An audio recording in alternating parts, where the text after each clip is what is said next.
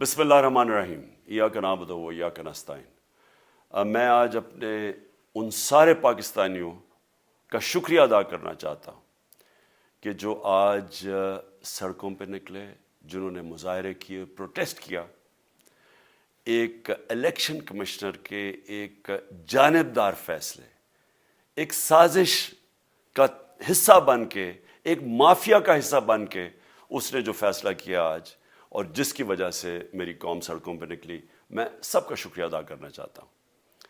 پہلے تو میں اپنی قوم کے سامنے یہ رکھنا چاہتا ہوں یہ کیا فیصلہ ہے، یعنی یہ توشہ خانہ کیا چیز ہے؟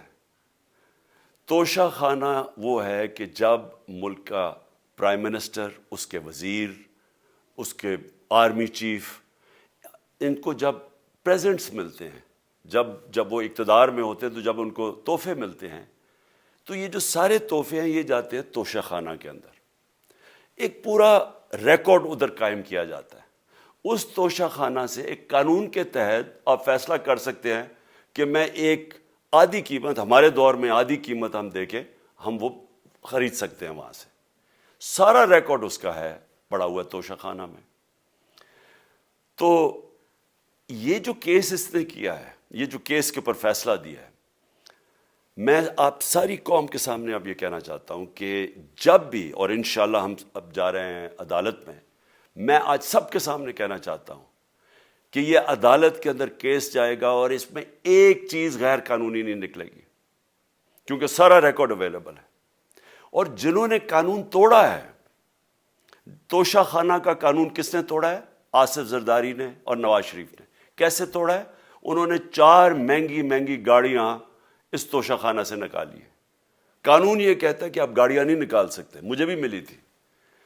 تو ان کے کیس تو سنے نہیں، ان کے 10 سال سے کیس پڑے ہوئے ہیں جو انہوں نے یہ گاڑیاں غیر قانونی طور پہ نکالی تھی۔ اور وہ جو کہ سارے میرے وکیل نے آج قوم کے سامنے بتایا کہ سارا ریکارڈ اویلیبل ہے، اس کے اوپر اس نے یہ فیصلہ کیا۔ تو پہلے تو ہم جائیں گے انشاءاللہ عدالت میں، لیکن میں اس الیکشن کمیشنر کے اوپر اپنی قوم کے سامنے اس کا ذرا اصلیت رکھنا چاہتا ہوں۔ یہ وہ آدمی ہے جو پچھلے 2.5 سال سے ہمارے خلاف فیصلے دے رہا ہے۔ 8 یا 9 دفعہ اس نے ہمارے خلاف فیصلہ دیا، ہم عدالت میں گئے اور عدالت نے اس کے فیصلے اوور ٹرن کر کے ہمارے حق میں فیصلے دیے، کیونکہ اس کے جو فیصلے تھے وہ غیر جانبدار نہیں تھے۔ ہم ای وی ایم مشینز کے اوپر کوشش کرتے رہے کہ اس ملک میں صاف اور شفاف الیکشن ہو، 2 سال کوشش کرتے رہے۔ اس الیکشن کمیشن نے پیپلز پارٹی اور نون لیگ کے ساتھ مل کے وہ نہیں ہونے دیا۔ ہم نے عدالت میں گئے کہ جو سینٹ کے اندر پیسہ چلتا ہے، سینٹ کے الیکشنز کے اندر، کہ وہ ووٹ ویریفائبل ہونی چاہیے، یعنی لوگوں کو پتہ ہونا چاہیے کہ آپ کے ایم پی کدھر ووٹ ڈال رہے ہیں۔ ہم سپریم کورٹ میں گئے، سپریم کورٹ میں اجازت دے دی کہ ووٹ ویریفائبل ہونی چاہیے، اس نے روک دی۔ اس کے بعد یوسف رضا گیلانی کا بیٹا پیسے دیتے ہوئے پکڑا گیا ووٹ خریدتے ہوئے، اس نے کوئی ایکشن نہیں لیا۔ یہ اس نے جب ہمارا یہ ابھی جو آڈیو لیکس ہوئی ہے، اس کے اندر کیا چیز آئی ہے سامنے؟ آڈیو لیکس میں یہ سامنے آئی کہ نون لیگ کے ساتھ بیٹھ کے یہ فیصلے کر رہا تھا کہ کون سے حلقے ہمارے کمزور ہیں اور کدھر پی ڈی ایم کی ووٹ جو تھی ہمارے حلقوں سے دگنی تھی۔ اس نے ان کے ساتھ بیٹھ کے فیصلے کیے۔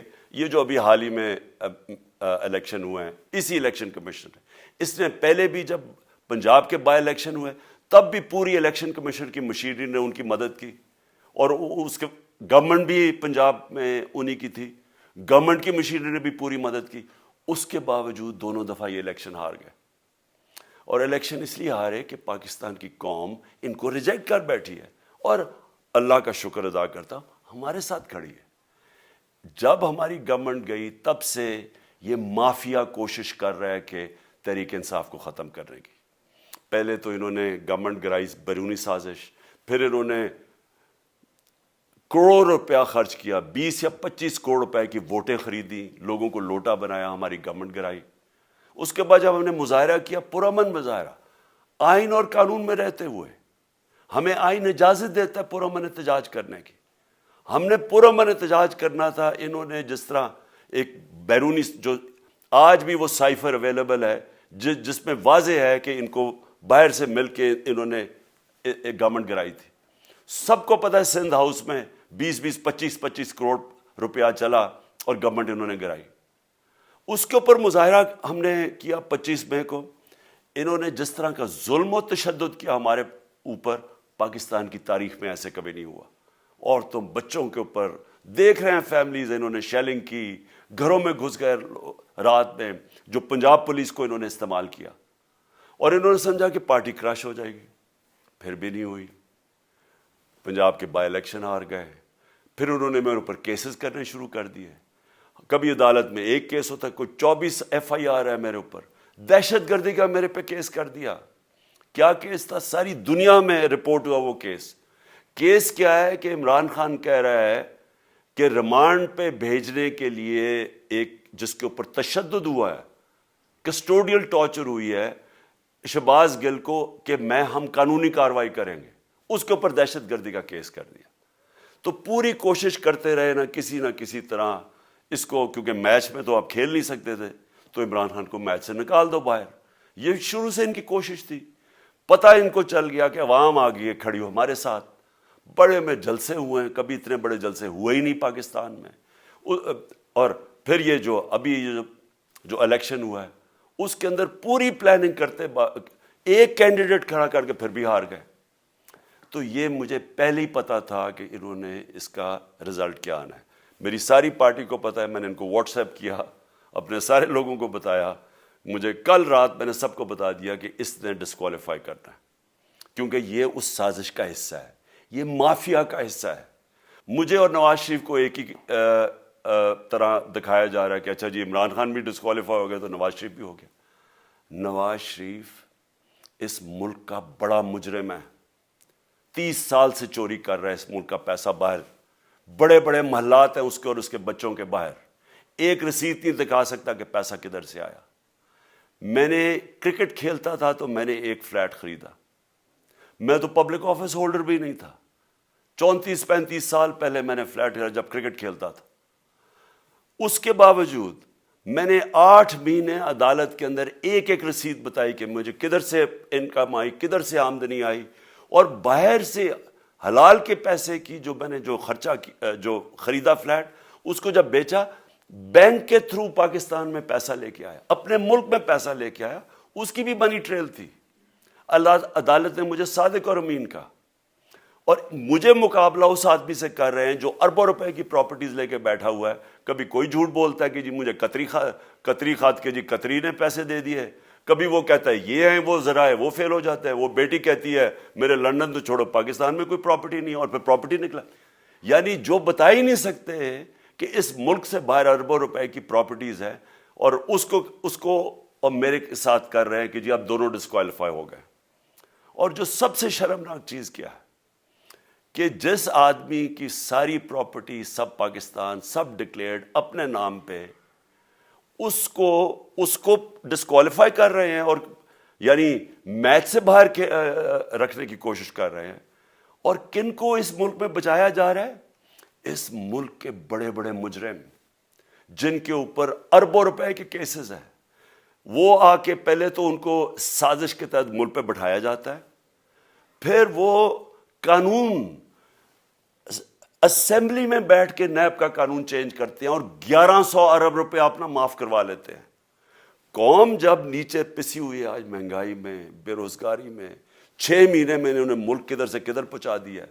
آج دنیا کہہ رہی ہے کہ پاکستان قرضے نہیں اپنے واپس کر سکتا, ہمارے بانڈز کریش کر گئے ہیں, ہماری انڈسٹری نیچے جا رہی ہے, ہمارا فورن جو پاکستان میں ڈالرز آنے تھے ایکسپورٹس بھی نیچے جا رہی ہیں, ریمیٹنس بھی نیچے جا رہی ہے, ملک کی دولت کم ہو رہی ہے, گروتھ ریٹ نیچے چلی گئی ہے, کسان علیحدہ سڑکوں پہ نکلے ہوئے ہیں, ٹیکسٹائل انڈسٹری وہ 20% بند ہو گئی ہے.